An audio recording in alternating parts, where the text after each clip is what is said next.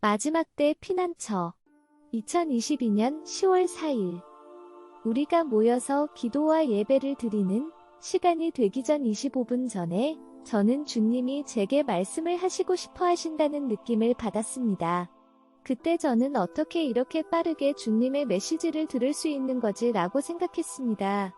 하지만 주님께서 제게 말씀을 시작하셨을 때 저는 마음을 즉시 바꾸고 주님의 말씀을 들었습니다. 엘리자베스, 이 말들을 적고 내 양들에게 나눠주기 바란다. 내게 충실한 모든 자들에게 말한다. 마지막 때를 위해 어떤 준비도 하지 못하고 있는 내 백성들이 장차 닥치게 될 환난 때 너희들에게 오도록 부름을 받을 것이다. 아무런 준비도 하지 못하고 환난의 때를 맞이하게 될 자들에게 내가 강력한 사인을 줄 것이다. 그들은 피난처로 가기 위해 짐을 싸야 할 필요를 느낄 것이다. 마지막 때의 사건들이 성취되어감에 따라서 많은 사람들이 피난처를 세우기 위한 분명한 콜링을 받아왔다. 특히 나의 종들은 다가올 메가 쓰나미에 대비해 가정 피난처를 준비하라는 나의 뜻에 응하고 순종해왔다. 참고로 그 메가 쓰나미의 규모는 내 아버지의 은혜에 의해 줄어들어왔다. 나는 나의 종들에게 위험한 지역들 안에서 그들 자신과 다른 사람들을 돕기 위해 피난처를 어디에 어떻게 무엇을 만들어야 하는지 알려주고 도움을 주었다. 미국에서 11,200여 개의 새로운 피난처가 세워질 것이고 천국은 내 백성들을 그곳으로 보낼 것이다. 그들은 추수하기에 알맞은 열매처럼 무르익을 것이고 대환난의 시기 동안에 그곳에서 살게 될 것이다. 바로 그때 하나님 아버지께서 말씀하시기 시작했습니다. 따라 이걸 적기 바란다. 두 종류의 특화된 피난처가 있을 것이다. 자신의 집이나 재산들을 사용해서 피난처로 만들고자 하는 사람들은 이 두 종류의 특화된 피난처를 진지하게 고려해 주기를 천국은 바라고 있다. 이 두 종류의 피난처는 매우 특별한 것이고 마지막 때에 분명히 필요한 것들이 될 것이다.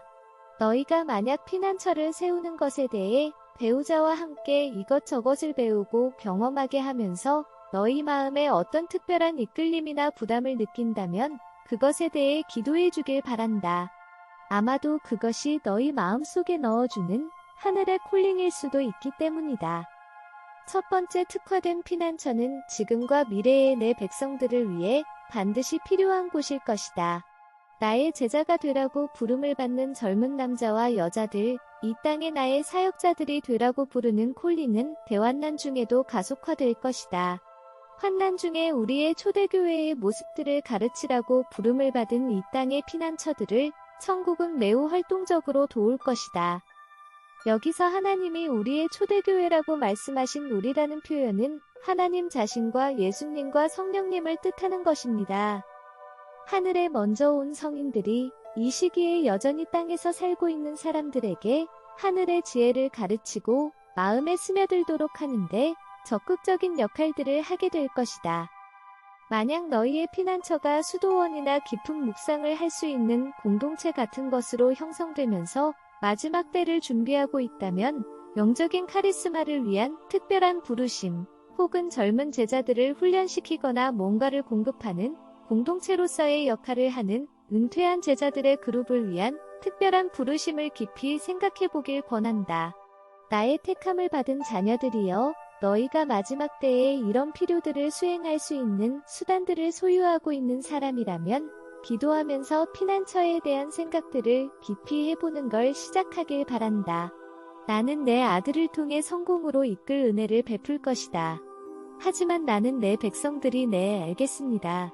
라고 말하는 것을 들을 필요가 있다. 그래야 천국도 그 일이 이뤄질 수 있도록 일을 시작할 수 있다. 두 번째 특화된 피난처는 고아원과 같은 곳인데 우리의 소망이 그곳에 있다. 많은 피난처 소유자가 이 부름에 응답할 것이다. 왜냐하면 환난의 때에 갓난아기에서부터 10대 후반에 이르는 어린이들과 청소년들을 수용해야 할 시설에 대한 엄청난 필요가 생겨날 것이기 때문이다.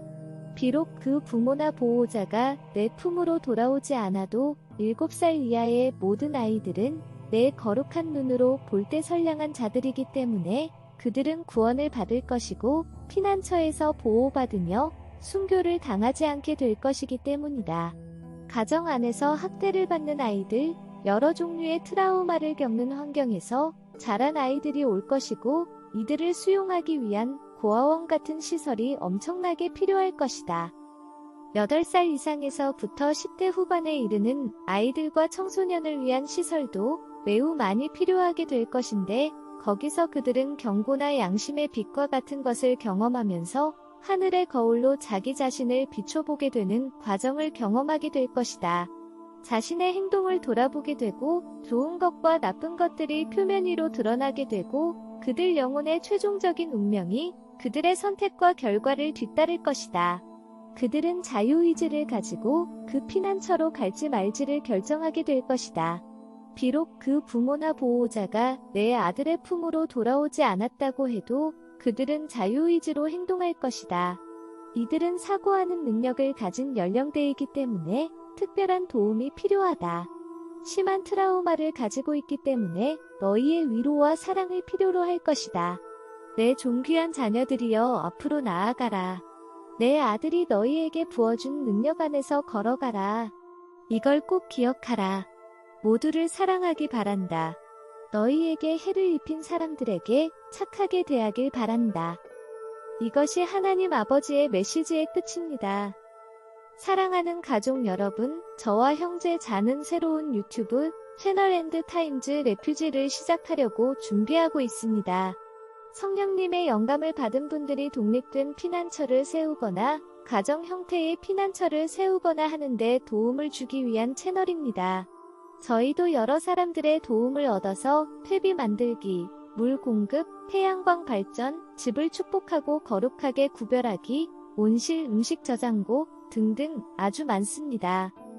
존귀한 하트 드웰러즈 여러분들께 하나님의 축복이 함께 하시길 바랍니다. 이 시대에 우리의 마음을 하나님이 온전히 준비해 주시길 기도드립니다.